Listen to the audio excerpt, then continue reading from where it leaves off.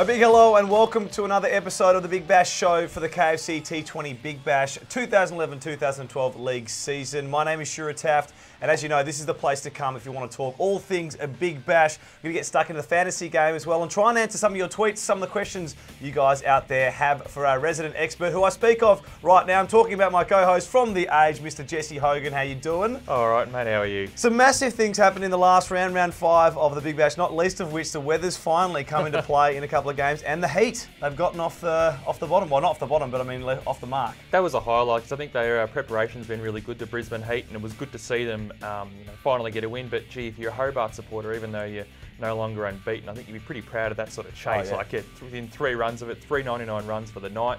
Thought that was a fantastic effort. Yeah, what are the odds? You know, rain hasn't affected the whole tournament, and the 2 inaugural derbies both get ruined by rain, which is really unfortunate. But it sort of helps, you know, the Stars and the Sixers sort of plug along. And then Perth Scorchers, you know, the old boys there keep rolling on, and finally Brad Hogg's got some figures right. He's got some reward for some great bowling throughout the tournament. He's doing 40-year-olds proud all around Australia. There's been some big performances, and we're going to get to that in the fantasy game, but I mean, some players are just consistently playing well. Obviously, Travis Burt just rolls on, Gibbs as well. Yeah, I think Travis Burt, I think the way he's going, I think you'd have to say he'd be a shoe-in to get his spot back in the national T20 team when it's sort of announced probably during the 4th test. And yeah, I've just been amazed about how resilient he's been, and got a pretty handy foil in O.A. Shah alongside him in the middle order. So I think that's a key reason, along with the bowling, why Hobart's doing so well. Well, the competition is going fantastically well. Some great crowds as well. Keep them going. They're absolutely massive as we head towards the big finals at the moment. As you said, Hobart Hurricanes, they keep doing the job. They are on top of the ladder. And although they had their first win, Brisbane Heat are bringing up the rear. Well, the question we ask every week is who's hot and who's not, is based on the performances in the KFC Fantasy Big Bash League game, which hopefully you're playing at the website. Of course, there's been some huge performances over the last few weeks and some big scores as well. When we talk about who's hot, there are some big players making scores. Obviously, Hayden, great to see him back making some runs. Of course, Travis Burt just rolls on. For you, who's hot at the moment? Yeah, those two, especially Travis Burt, every game he's just been sensational, leading run scorer in the competition. And I think when it comes, like I said, when it comes time to choosing the T20 team in a few weeks, he's sure to be there. Been really ultra reliable for the Hurricanes. Even Graham Manu, someone he probably wouldn't get a lot of points, but even for the Renegades, he's been amazing behind the stumps to Freddie, and particularly Sean Tate, saving a lot of wides, that sort of stuff. And it's amazing to see sort of a bloke who's sort of plucked out of retirement to do so well.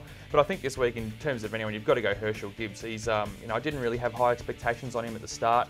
He's just been superb, really high scoring rate, and really did the business again. So in terms of player of the week, I think you've got to go Herschel Gibbs. Well, anyone who's watched international games over the years will know Herschel Gibbs can smash runs when he needs to smash runs.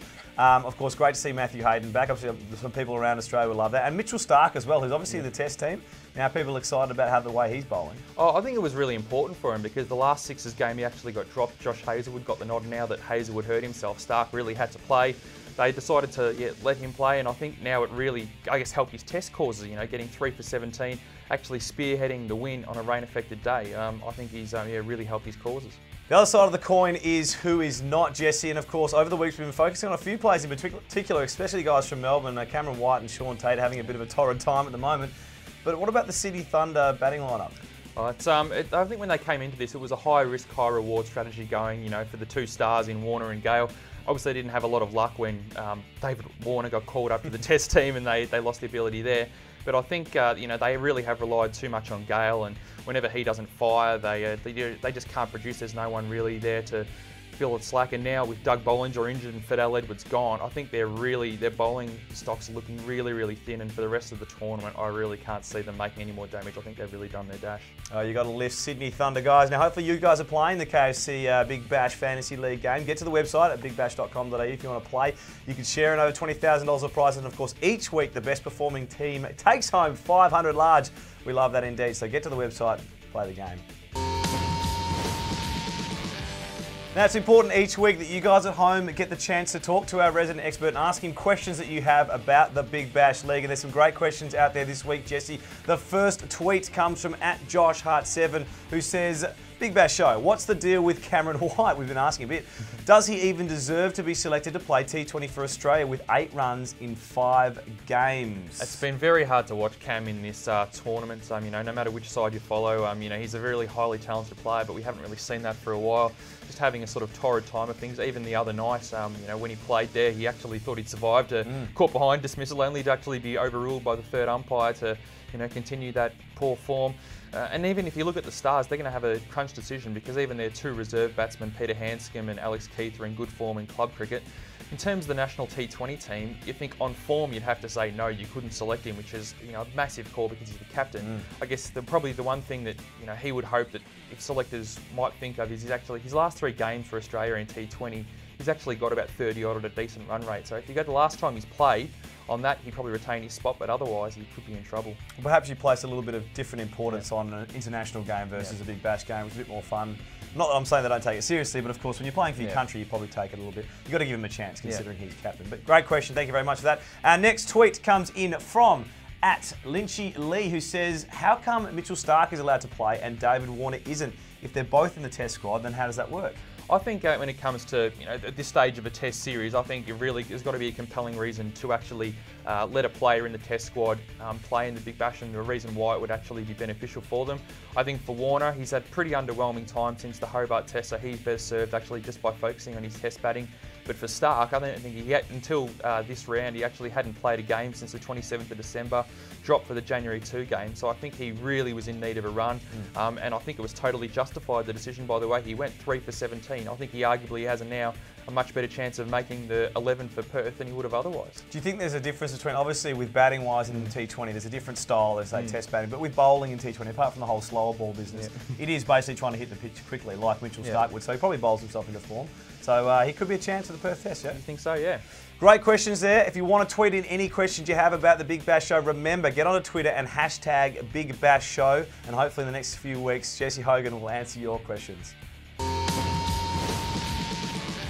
All right, that's it for another week of the Big Bash Show. Thank you very much for joining us. Make sure you get down and support your team at the Big Bash Games. There's only a few more to go before the Big Bash Finals. Of course, this week, these are the games that are coming up.